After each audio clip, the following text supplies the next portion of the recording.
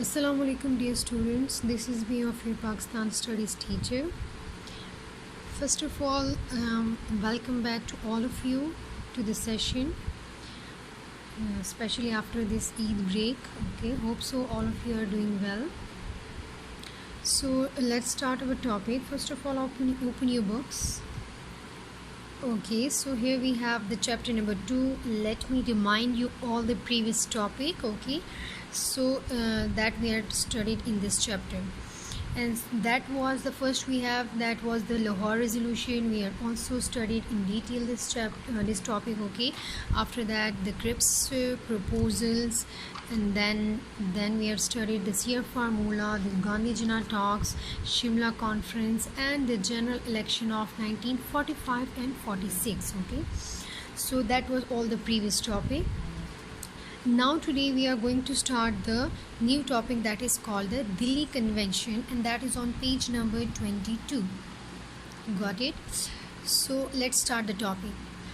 The full heading we have, that is called the Convention of Elected Representative of Legislative Assemblies, 1946. Okay, now what does it mean? The convention we can say to call an assembly or to call a meeting. Okay, so एक meeting type जो होती है, that is को convention. Now किसकी meeting थी? A convention of the elected representative of the legislative assemblies. First of all, what is the legislative assemblies? Those assemblies which can make the constitution or laws for the countries. Okay, so on both the central as well as on the provincial level, so we have on central level में तो एक ही होती है, but provincial level means जितनी provinces होती हैं तो उतनी ही हमारे पास लेजिस्लेटिव असम्बलीज़ होती हैं. सो इन तमाम असम्बलीज़ के जो रिप्रेजेंटेटिव होते हैं, जो इलेक्टेड होकर जो होते हैं असम्बलीज़ में आए होते हैं, so all those elected representative. Okay, so a meeting was called among all these members. इन तमाम मेंबर्स की मीटिंग जो थी वो कॉल की गई थी, and that was in the year of 1946. And where it was held in Delhi. That's why this convention is also called the Delhi convention. Okay, so let's move towards the explanation.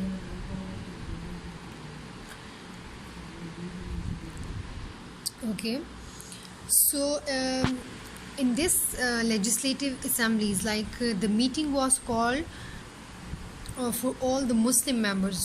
Okay, so all the Indian Muslim legislator and all India Muslim legislators convention was held, okay, in Delhi in April 1946.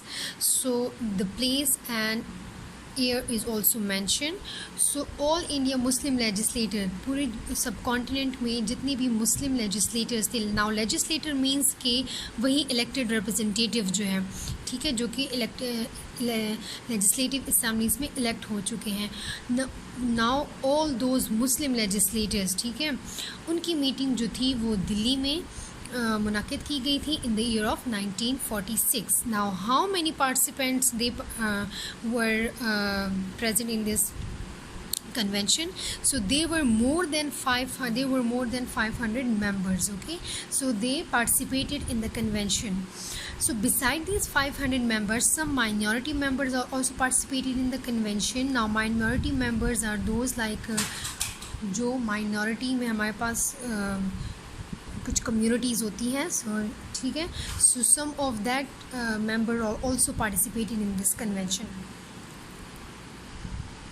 So here we are talking about the Muslims. Okay, so mostly we are talking about the Muslim League and their Muslim members. Okay, so that's how at that time the Quaid-e-Azam, who was the leader of the Muslim League. Okay, so at that time Quaid-e-Azam also addressed his speech. Okay, why? Because like concentrating on the problems of Pakistan and arguing for its establishment.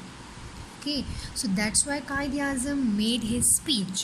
Now in his speech he stated that no power can stop the Muslims from their destination. Okay, Now from this statement we can say that Quaid-e-Azam again he is demanding for the Pakistan in detail, okay, and that's how he also pointed out the dangers or that to be faced by the Muslims in the case of the Congress rule, okay. So like Quaid-e-Azam ने ये जो है बताने की कोशिश की उसमें कि if the Britisher they left the India and the government or the subcontinent they were given under the control of the Congress, okay.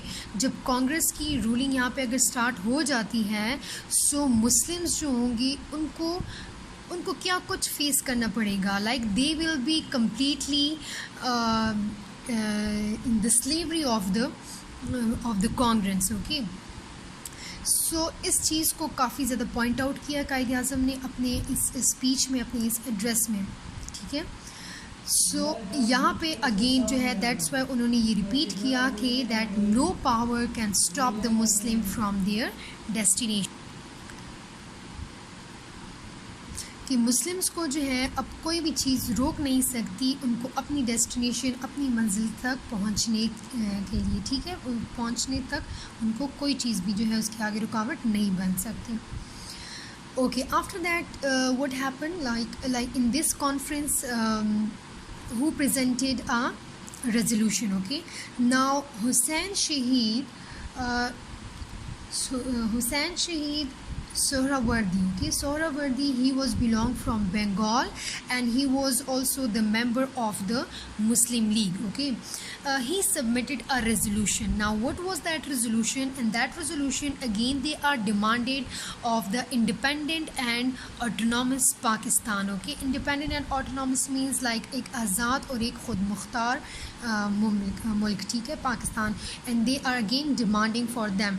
And they also suggested the area for that independent Pakistan, and that will be consisting of the Punjab, Khyber Pakhtunkhwa, Balochistan and Sindh in the northwest, okay.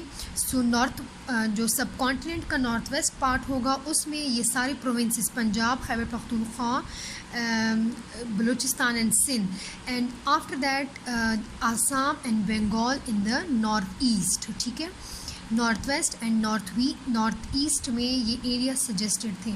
तो उनको mention करके जो था पाकिस्तान की demand की गई थी इस सेशन में again. So the resolution, that's how we can say the resolution was consisting of two parts. The first part was that like the independence of the demand of the independent and autonomous Pakistan, जिनके लिए उन्होंने areas भी जो थे वो बता दिए थे.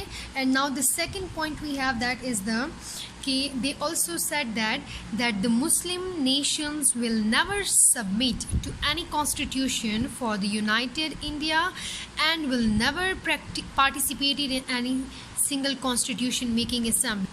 Now what does it mean? Okay, it means that कि Muslim nation जो है, Muslim nation means like all the Muslims of the subcontinent, okay, because Quaid-e-Azam already stated that we are a nation. The Muslims of the subcontinent, they are the nation. So Muslim nation जो है वो कभी भी उस constitution को accept नहीं करेगी, submit नहीं करेगी जो कि यूनाइटेड इंडिया के लिए बनेगा. इस तरह का कोई भी कॉन्स्टिट्यूशन जो है वो एक्सेप्टेबल नहीं होगा, ठीक है.